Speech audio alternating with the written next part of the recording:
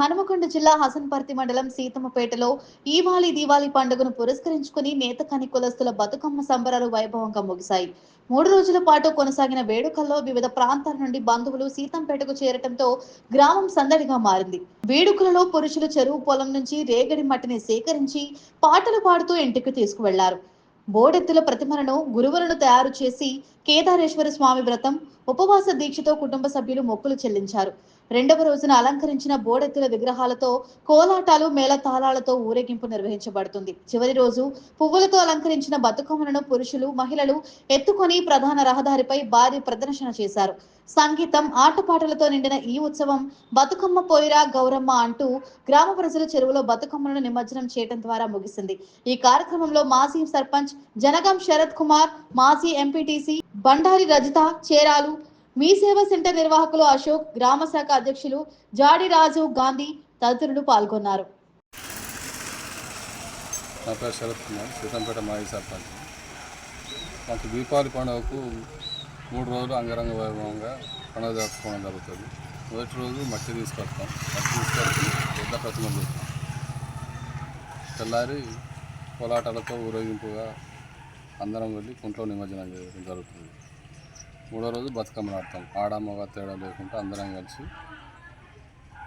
బతుకమ్మ ఆడి చెరువులో నిమజ్జనం జరుగుతుంది. సాయంత్రం వచ్చి దేవుని ఎత్తుకోవడం జరుగుతుంది. ఇది మా ఊరి ప్రత్యేకత. ఇది తెలంగాణ రాష్ట్రంలో ఎక్కడ లేదు ఇలాంటి పండుగ. ఎక్కడెక్కడ మా బంధువులు, మా చుట్టాలు అందరూ కలిసి ఈ ఊరికి వస్తారు. చాలా బ్రహ్మాండంగా జరుపుకుంటారు పండుగ.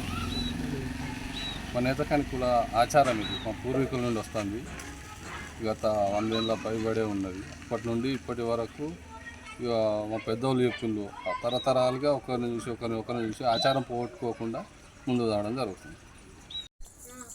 నేను ఎక్స్ ఎంపీటీసీ బండారు రైతు చేరాలి. కానీ మాది ఈ దీపావళి పండుగ గత ముత్తాత నుంచి గత 4 సంవత్సరాల నుంచి మాకు ఈ సాంప్రదాయం వస్తుంది. మా నోము గంగ నోము. దీన్ని కేదారేశ్వర వ్రతకల్పం నోము అంటారు. అంటే శివుంది. వెనకట 5 రోజులు ఉండేది, కానీ మా తరం వచ్చే వరకు 3 రోజులు చేసిండు. ఫస్ట్ రోజు నోము పెట్టుకుంటాం.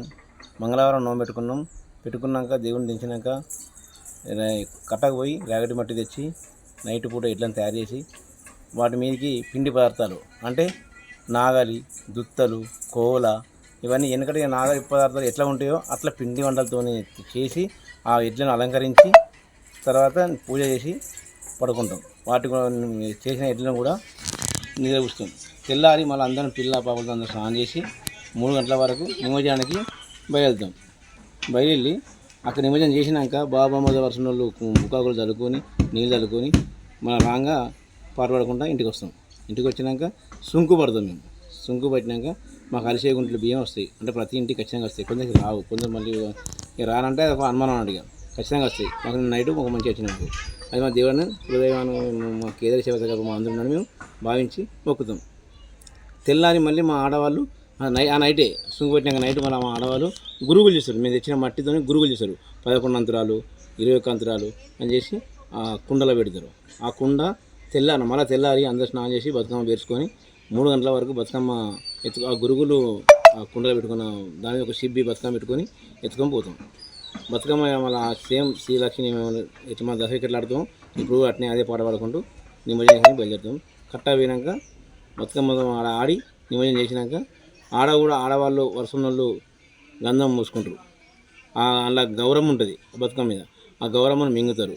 ఇంటికి వచ్చి మళ్ళీ పూజ చేసి దేవుని ఎత్తుకొని ఏదో అయిపోతుంది.